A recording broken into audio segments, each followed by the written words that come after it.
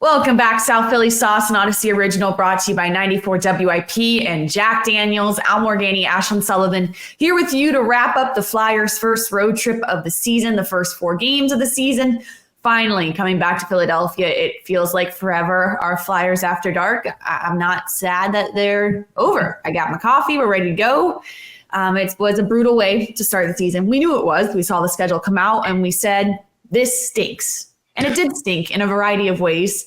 I think that's why it's really tough to judge the Flyers' first 4 games, Al. Yeah, it'll be nice to just get home. I mean, while we're doing this, I don't even know that they've started their flight home to play one night later.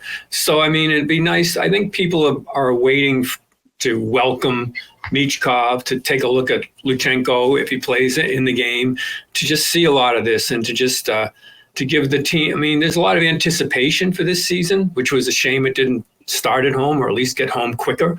I mean, when you're the last home opener in the NHL and you've been sent out to British Columbia and the West Coast and Alberta and Seattle to start this thing, it was a big ask. And it'll be nice to have home cooking literally to come in and have this thing. And whatever, despite what happened, I think this will be looked upon by a lot of fans as the beginning of a new era because it's the first that they'll really see the team in front of their own eyes.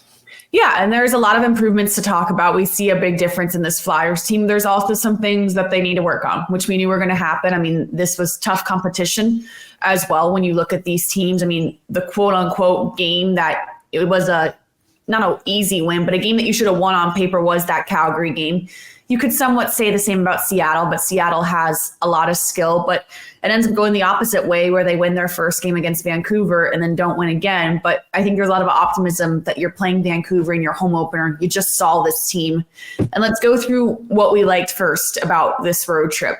Of course, it's the power play. I mean, it looks so different. You now have power play goals in 4 straight games, a goal in each game from a variety of different people. But Michkov is going to be, the spark plug to this. It's pretty obvious.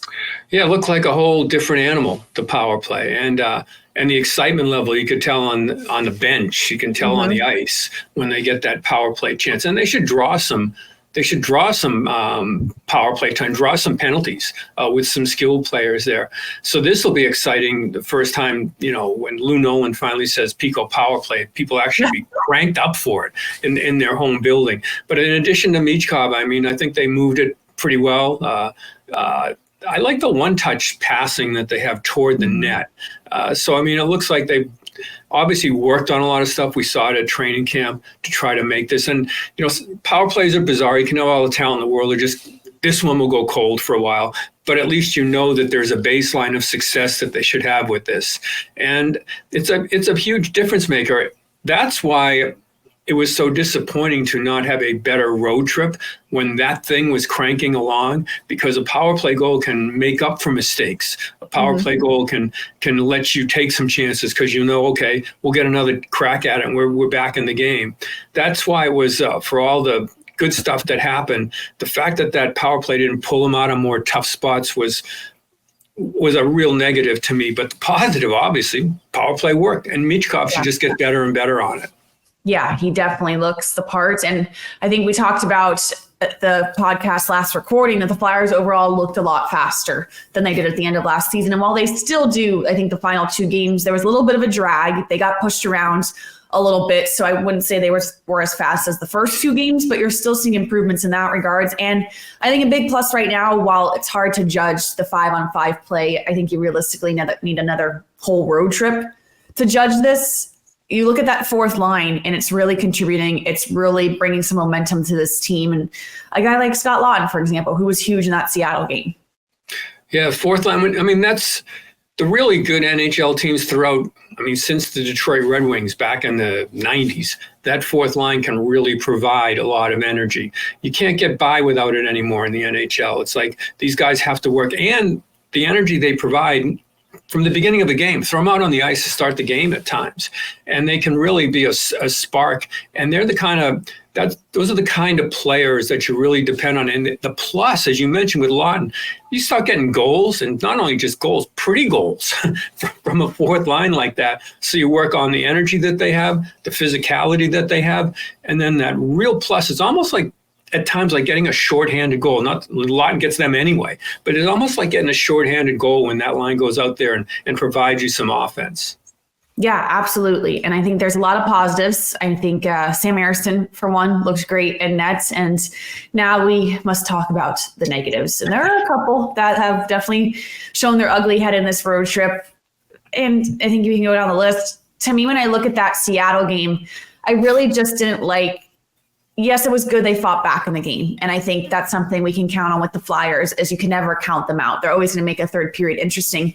I just didn't like how they got pushed around. I didn't like Travis Konechny going into the boards and no one sticking up for him, for lack of a better term, TK having to fight his own fight. I just thought they allowed themselves to get pushed around, which was kind of un-Flyers characteristic, I thought, in that game against Seattle. Yeah, it was a kind of a weird spot to be in, because you don't want to, you want to come back in the game, so you're going to risk giving up a power play. But I think ultimately you want some pushback there. We saw it earlier in the road trip when Drysdale got rocked, and somebody had to answer for it. And I think that really has to be a part of the soul of the team. That really does matter. They did manage to come back, so that was one of the. Now, don't forget Delorier didn't play, basically. Yeah. And when you look at it, Ashlyn, it's kind of one of the negatives was, although you wanted to see Luchenko, you didn't, you got to get some other people in the lineup. Couturier playing down in the lineup. So although, the power play we mentioned was a big plus, and you can't make enough of that after what they went through last year, but the only win they had was they didn't win a regulation throughout the road trip. And, they let it get away. And it was a lot of mistakes made to allow teams back in a game after you had a lead. So there's a whole lot to work on, combinations. I really think missing Sealer really hurt them in terms of their defensive pairings. Drysdale, I think, can really use a guy like that. Drysdale makes a mistake on a pinch in the last game that they had, a big mistake when it looked like they were coming back. So for all the positives, the plus, it really was a lot you could take from this and say, boy, they got to clean things up, because bottom line, a lot of people expect this team to make at least a push for the playoffs. And that, there were some messy parts to this road trip. Yeah, their defensive structure as a whole, and I don't know how much you chalk that up to, one, the pairs being mixed up with Sealer, two, just the energy level. I thought especially at the end of the game, they were just desperate, where you see Drysdale, for example, in that pinch throwing his body. To me, that was kind of like just a act of desperation at that point. So I think it's really hard to judge on this road trip again, but I definitely think they need to be more defensively sound. I think another, and it's not a huge issue because we've talked about this before and he's worked his way out of it, is Owen Tippett. I mean, if the Flyers, like we say, want to be a playoff team, they need a star like Tippett to be a star. And his missing the net, the stat is just simply not good, Al. Yeah, he missed the net 4 times the last game. This was after the coach kind of pointed it out that he had to be a little more accurate, a lot more accurate with the shot. Also got some, I think, 8 shots blocked. So that's got to get through. I mean, he can be such a weapon. The speed that he has, he's maybe absolutely the prettiest goal of the season last season. And he almost got another one early this season. But that has to be a little bit more controlled on what he does, so that not only it'd be a goal, but just a rebound that would come out. Other forwards going to the net, and he missed the net wide, it comes the other way. So he has to clean that part of the game up. You don't want to stop, obviously. I mean, you want him to be a guy that's thinking about getting the goal, using goals as the oxygen that he has for the game. But really, that shot selection, he has to be better with it. It might be a case of simple things like, okay, let's work on pass off pad just to get him to get it on net, to get somebody to get a rebound. But that's going to be an issue. And the problem with issues like that sometimes, Ashlyn, is once you start thinking about them, it gets it gets worse because people highlight them that this is an issue, and you don't want them to shy away. So Tortorella and his staff have a real project there to maintain his positivity to get shots, but to have. You can't be his hands, but you can certainly work on drills, whatever, to get him to get that shot more accurate on net. Yeah, we've seen it happen before where he gets one and the floodgates open, which I'm sure we're going to be talking about here, hopefully in a week, where it clicks for him and then it stays. It's just from what Tort said at Morning Skate the other day, and I appreciate the honesty, and sadly, I think it's spot on, is he talked about it being a roller coaster. He said, I think this is going to be Tippett's career, where it's a lot of ups and downs, and it's never going to be this constant thing where he's a constant goal scorer. I mean, when he clicks, it looks perfect. I mean, it's goal of the year caliber goals. And when it's a drought, that's what it is. It's a drought. Yeah, well, those kind of players with a coach like any coach, but especially like John Tortorella, ups and downs are tough to deal with when you're a player, because the downs can really get to you. And I think that's what they're trying to guard against with him, to make sure he continues to use that speed to get to the net and set things up. But once he gets that sense of what it is to be a, quote, goal scorer, I think that's what will click in. Once he lives on that, once he lives to score goals, I think that will be the generating force. Goals mean money, obviously, contract time or whatever, but I don't think that's an issue right now. But I do think just his delight is the joy of scoring goals. There's certain guys that just, they live for it. And I want him to be one of those guys that just like, I got to get goals.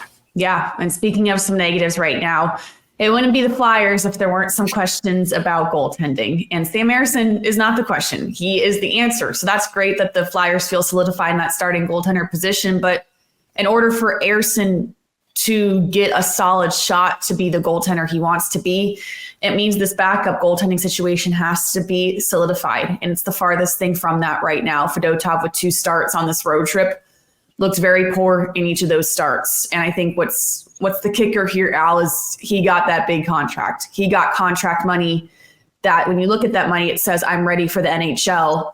And I think a lot of people are questioning if he's actually ready for this job right now. A lot of people are, because it was an ugly start to the season. I mean, that last game, to have to use Ersson when he's supposed to get that night off to rest to come back for the home opener. This is, we mentioned this in the preseason when, people were asking, what are the Flyers season going to be like? And we said, I never thought people appreciated how good Hart was last year. Imagine this year. Imagine Ersson the way he's playing now, that he's your backup goaltender. Where you are in terms of goaltending, you're more than solid. You're absolutely right there with the teams in the division. And now you've kind of, everything's moved down the peg. Ersson's done his part, but this is a touchy situation for the Flyers. Fedotov, he was thrown into it last year. You want to give him a lot of lead time here to go in, but you got to win games. You got to get points. It's disheartening to a team to have those soft goals go in, to have those bad rebounds, and both have happened to Fedotov. And in addition, Ashlyn, I don't know what it would be like if you're one of the goaltenders, Kolosov, whomever, in the minor leagues, and you're watching and you know what your game is like, and you say, well, I'm here. Let's see what happens. So, it's very early. I'm sure they want to give him time to adjust, but I don't know that it's going to be that long a time. You can't let this get away really early in a season. And despite the fact that we've had the positives in the road trip or whatever, you didn't get the points that you need, that I think you should have got out of this road trip. And then 2 of the times it was really soft goaltending by Fedotov. I'm hoping, everybody's hoping he'll get used to this game. He'll get used to the league. Things will get better. But right now, I think it's a real scary situation if he's going to be your backup goaltender and he doesn't improve rapidly. Yeah, well, I think we're really going to find out where the Flyers actually think they are, because this is a great example of a fork in the road, where I think most NHL teams, you would say, we paid him the money. We said he's their backup goaltender. It's very clear he just simply needs a lot more reps, and we're going to give him those reps. But if the Flyers truthfully believe that they are above the timeline, that they're a playoff team, then I see this leash being much shorter, them frankly not caring about the contract, especially when you have options below Fedotov, who are, I'm sure, watching this game thinking, when's my shot? Because I know I can play better than this. And I'm going with the latter. I think the Flyers are going to lean in that direction. Yeah, and plus you have an organization from training camp on that said, we're going to just reward ice time on how people are playing, and so I think that's where they're going. It can't be different for the goaltender in this situation. So that's where it's going to get iffy. They've got lots of. That's the biggest question. They've got the Luchenko question coming up, whether he can stay. I mean, you've already seen in Couturier's ice times down. Delory hasn't been in line. There's a lot to answer there. So I think pretty rapidly you're going to see the long-term season picture come into view with the Flyers. Yeah, and we'll see what happens. It's going to be very interesting with this home opener coming up. We know Sam Ersson is going to get the start, but they ideally wanted to save him, and they put him in for that third period. He didn't play a ton, but now it's a long flight home, a quick turnaround here for the next game. But I think everyone is excited to be back in Philly. I know, Al, I'm getting a ton of ticket requests. A lot of people want to go to this game, and they want to go to these games going forward, which is really cool. That wasn't the case a year ago. Nope, and we'll have to do a count on the Michkov jerseys in the building. For the first game of the season. Absolutely. Exciting stuff. Thanks for tuning into South Philly Sauce, an Audacy original brought to you by 94 WIP and Jack Daniels. We'll talk to you next week.